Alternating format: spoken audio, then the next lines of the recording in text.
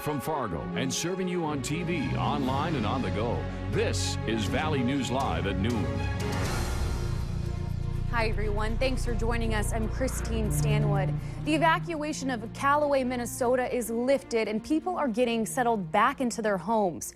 Becker County Sheriff Todd Glander says the threat to the public. All roads in the area are also back open. This is following the explosion of the propane tanker shortly after 10 last night. Callaway was evacuated Thursday following a crash between a train and a semi-truck carrying propane. The tanker started on fire and emergency crews spent hours on the scene trying to keep a nearby propane tank cool. Beautiful Savior Lutheran Church in Callaway sheltered people overnight and provided space for a command post for first responders. 2 members of the train's crew were hurt, but not seriously. They were treated at Essentia Hospital in Detroit Lakes. Several train cars derailed in the crash. None of the cars were carrying hazardous materials, and none of the train cars caught on fire. The railroad is now back open to traffic. 21 fire departments, 8 law enforcement agencies, and 3 ambulance services. The state fire marshal's office and Canadian Pacific Railroad officials assisted in that response. The Moorhead Police Department needs your help in finding a runaway teen. 16-year-old Cheyenne Dakota Butler from Moorhead doesn't go to school and stopped showing up at her job about a month ago. Family members say they had been talking with Cheyenne on the phone but aren't able to get a hold of her. Moorhead police received a juvenile runaway report on February 29th and haven't been able to find her either. Police are asking for the public's help. They don't have any information about where Cheyenne may be, car descriptions, or who she might be with. Anyone that might have helpful information is asked to call their local law enforcement agency. The gas pipeline near Harwood that leaked this week is one of many around the state. A small leak led to the loss of 4,000 gallons of gas, and cleanup is still ongoing. Online maps show where the most pipelines are located. A North Dakota Public Service Commissioner wants people to know that pipeline leaks are rare. It's safer to move them by pipeline than it is by rail. It's safer by pipeline than by truck, and it's very efficient. So, I mean, pipelines are a very, very safe way to move products. To see what pipelines run through or near your neighborhood, go to valleynewslive.com and click on this story. Recent overdoses have underlined a heroin problem in our community. We're told many in the drug community are afraid to call police in a medical emergency for fear of getting thrown in jail.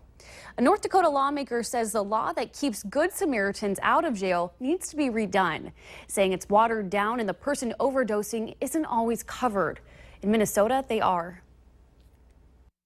The bill that passed in 2015 was not as comprehensive. So there is definitely room in the future to amend it and to include people that are slipping through the cracks and aren't taking advantage of the Good Samaritan law for whatever reason. Local prosecutors say the law isn't a get out of jail free card. Users can still get into trouble even if they don't meet certain criteria. Mother knows best even when you are a predicted first-round draft pick for the NFL. Bison starting quarterback Carson Wentz was back on his home turf yesterday for NDSU's Pro Day. Scouts from 18 pro teams were in the Fargo Dome taking notes on Wentz. His #1 cheerleader was in the nearly empty stands for the Pro Day since the event was closed to the public. Carson's mom says he did great and she could not be more proud of her son. It's his dream and it's his reality. So as a mom, you always worry, don't get hurt. Just stay humble and be true to yourself. His faith is tremendous, and I think that alone will get him far in life. So he's got a good head on his shoulders. He's gonna make some team proud. He will, and his mom proud too, of course. Carson says NDSU's Pro Day landed at a perfect time for him. He's headed back to Bismarck for the Easter weekend to spend some quality time with family and recharge before heading back out into the national spotlight. The NFL draft is at the end of April. Gloomy skies and a little chilly outside. Can we hope for some sunshine this weekend? Let's go ahead and check in with meteorologist Justin Fanfarilli. Justin? And thank you, Christine. Good afternoon, everybody. We had cloudy skies for the morning hours today. Temperatures rose from the mid to the upper 30s, reached our high for the day in Fargo at 41 in the last hour, and temperatures are now coming down. We are at 38 in the Fargo area with much cooler air off to the west and to the north. Devils Lake at 27 and Jamestown at 30 degrees. Winds are getting gusty now from the north, especially out toward Grand Forks, Devils Lake, and Jamestown. That front just came through Fargo. We're seeing wind speeds gusting up to 35, sustained between 20 and 30 miles an hour. That's where you're seeing the coolest wind chill. Langdon at 14 right now, and Devils Lake at 12. Now, we do have some rain showers to the south, especially into Lakes Country out toward Fergus Falls, and some rain and snow showers now out toward the Ellendale area. The heaviest and steadiest batch of snow now between Fargo and Grand Forks, just north of Valley City and south of Findlay. We're going to see temperatures fall into the upper 30s, then mid-30s as we go through later on to the afternoon. Some rain mixed with some snow showers out there into the Fargo area. And I'll track this system, tell you how much we're expecting. And we're looking like it's going to be a really nice weekend ahead. We'll have that coming up. All right. Thanks, Justin. Yep. It's Friday, so it's time to take a look at this week's Valley's Most Wanted. Police say William Bowden is wanted for probation violation on a felony charge of possession of methamphetamine paraphernalia. Be sure to call your local law enforcement if you have any information on Bowden. An annual fundraising campaign at an area grocery store is raking in the donations for the Muscular Dystrophy Association. Marketplace Foods in Minnesota and North Dakota participated in the MDA Shamrocks fundraising program. And the community helped raise more than $10,000. This morning in Bemidji, Marketplace Foods presented the check to the Muscular Dystrophy Association. That money will go toward helping kids and adults deal with muscular dystrophy, ALS, and muscle debilitating diseases. The money also helps send local kids to MDA summer camp at no cost for their families. Easter wins the candy battle. Believe it or not, Easter narrowly beats out most Halloween candies as the most lucrative week of the year for candy retailers.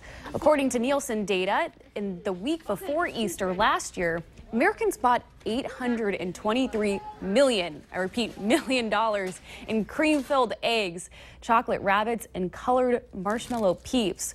Looking at weight alone, Americans purchased 146 million pounds of candy in the week before Easter. That's nearly half a pound of candy for every man, woman, and child in the country. And just in time for Easter, Kmart has teamed up with the makers of Peeps to create the My Peeps tool. Facebook users can create their own virtual Peeps box, customizing shape and color and adding their friends' faces. To create your own Peeps pack, just head over to mykmartpeeps.com. Then you can say Happy Easter to your flock and share it on Twitter with the hashtag MyPeeps. And of course, remember to like Valley News Live on Facebook to follow the latest news, weather, and breaking news updates anytime on your feed. Just search Valley News Live, like our page, and you'll stay informed throughout the entire day.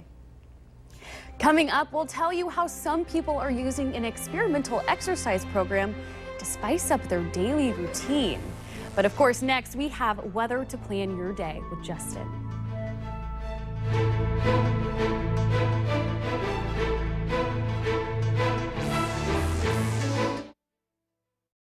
You're watching Valley News Live on TV, online, and on the go.